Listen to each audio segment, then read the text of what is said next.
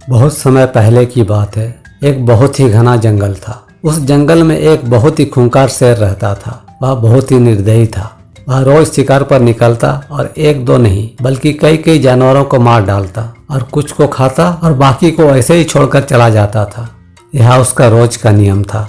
जंगल के जानवर डरने लगे कि अगर शेर इसी तरह शिकार करता रहा तो एक दिन ऐसा भी आएगा कि हम सब मारे जाएंगे और इस जंगल में कोई भी जानवर नहीं बचेगा। एक दिन जंगल के सभी जानवर इकट्ठा हुए और इस पर विचार करने लगे कि शेर को रोकने के लिए कोई ना कोई उपाय करना जरूरी है। अंत में उन्होंने तय किया कि वह सब शेर के पास जाकर उससे इस बारे में बात करेंगे। दूसरे दिन सब जानवर मिलकर शेर के पास गए। सभी जानवरों को अपनी तरफ आता देखकर शेर गरज कर पूछा, क्या बात है, तुम सब यहाँ क्यों आए हो? जानवरों ने कहा, महाराज, हम आपके पास एक निवेदन करने आए हैं। आप हमारे राजा हैं और हम आपकी प्रजा हैं। जब आप शिकार करने निकलते हैं तो बहुत से जानवर मार डालते हैं। आप उन सबको खा भी नहीं पाते। इस तरह से हमारी संख्या तेजी से कम होती जा रही है।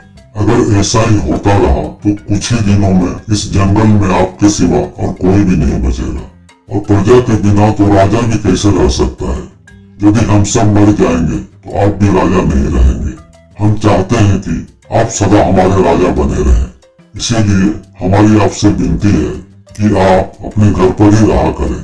हम हर रोज स्वयं आपके खाने के लिए एक जानवर भेज दिया करेंगे। शेर ने पल भर सोचा। उसे भी लगा कि जानवर सही बोल रहे हैं। अगर वह इसी तरह जानवरों को मारता रहा तो ये बहुत जल्द समाप्त हो जाएंगे। फिर शेर जानवरों से बोला, अच्छी बात है, मैं तुम्हारी बात मान लेता हूँ, लेकिन याद रखना, अगर किसी भी दिन तुमने मेरे खाने के लिए पूरा भोजन नहीं भेजा तो फिर मैं जितने जानवर चाहूँ मार डालूंगा। जानवरों के पास दूसरा कोई और चारा भी नहीं था, इसीलिए उन्होंने शेर की शर्त मान ली और अपने अपने घर चले गए। उस दिन से हर रोज शेर को खाने के लिए एक जानवर भेजा जाने लगा। इसके लिए जंगल में रहने वाले सब जानवरों में से एक एक जानवर बारी बारी से चुना जाता था। कुछ दिनों बाद खरगोशों की बारी भी आ गई। शेर के भोजन के लिए एक नन्हे से खरगोश को चुना गया।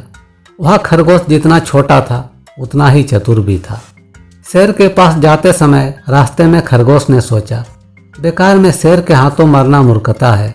अपनी जान बचाने का कोई ना कोई उपाय अवश्य करना चाहिए और हो सके तो कोई ऐसी तरकीब ढूंढनी चाहिए जिससे कि सभी को इस मुसीबत से सदा के लिए छुटकारा मिल जाए।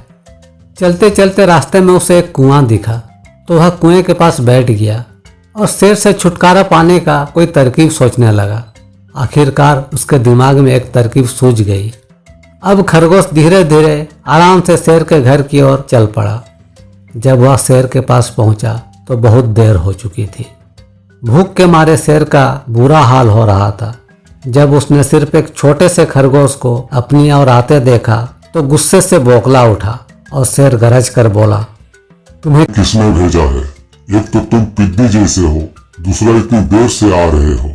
जिन बेवकूफों ने तुम्हें यहाँ भेजा है मैं उन सबको मार डालूंगा।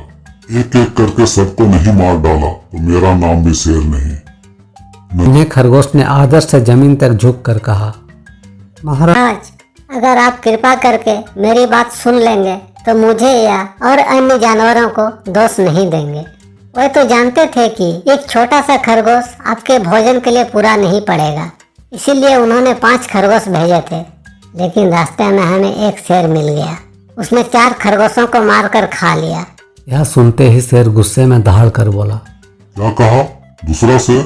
इस जंगल में दूसरा शेर कहाँ से आ गया? वह तुम्हें कहाँ मिला? खरगोश बोला, महाराज, वह तो बहुत ही बड़ा शेर है। वह जमीन के अंदर बनी एक बड़ी सी गुफा में से निकला था। वह तो मुझे भी मारने जा रहा था। तभी मैंने उससे कहा, सरकार, आपने यह क्या अंधेर कर दिया? हम सब अपने महाराज के भोजन के लिए जा रहे थे, लेकिन आपने उनका सारा खाना खा लिया। वह इस बात को सहन नहीं करेंगे। वह जरूर ही यहाँ आकर आपको मार डालेंगे। महाराज, मेरा ऐसा कहते ही वह गुस्से से लाल पीला होकर बोला, देखो, इस जंगल का राजा सिर्फ मैं हूँ। अब से यहाँ के सब जानवर मेरी प्रजा हैं। मैं यहाँ उनके साथ जैसा चाहूँ वैसा कर सकता हूँ। जिसे चाहूँ उसे मार कर खा सकता हूँ। जिस मूर्ख को तुम अपना राजा कह रहे हो उस चोर को मेरे सामने हाजिर करो, मैं उसे बताऊंगा कि असली राजा कौन है। और महाराज इतना कहकर उसने आपको लिवाने के लिए मुझे यहाँ भेजा है। खरगोश की बात सुनकर शेर को बहुत गुस्सा आया और वह जोर जोर से गरजने लगा। उसकी इस भयानक गरज से सारा जंगल दहलने लगा। फिर वह दहाड़ कर खरगोश से बोला, मुझे फौरन उस मूर्ख का पता बताओ जिसने मेरा भोजन खा लिया और अपने आप को इस जंगल का राजा कह रहा है। जब तक मैं उसे जान से नहीं मार दूंगा मुझे चैन नहीं मिलेगा। चलो रास्ता दिखाओ, तुरंत बताओ किधर चलना है। खरगोश मन ही मन खुश होता हुआ बोला, इधर आइए महाराज, इधर चलिए। और खरगोश शेर को उस कुएं के पास ले गया। महाराज वह दुष्ट शेर इसी जमीन के नीचे बने किले में रहता है, जरा सावधान रहिएगा। किले में छुपा हुआ दुश्मन बहुत खतरनाक होता है। वो मैं देख लूंगा, तुम बस यहाँ बताओ कि वह है कहाँ। महाराज पहले तो वह यहीं बाहर खड़ा था, लगता है आपको आता हुआ देखकर वह अंदर किले में घुस गया होगा। आइए मैं आपको दिखाता हूँ। यह कहकर खरगोश कुएं के नजदीक जाकर शेर से अंदर झांकने के लिए कहा। शेर कुएं के अंदर झांका तो उसे कुएं के पानी में अपनी परछाई दिखाई दी। परछाई को देखकर शेर को लगा कि सही में अंदर एक शेर बैठा हुआ है और वह जोर से दहाड़ा।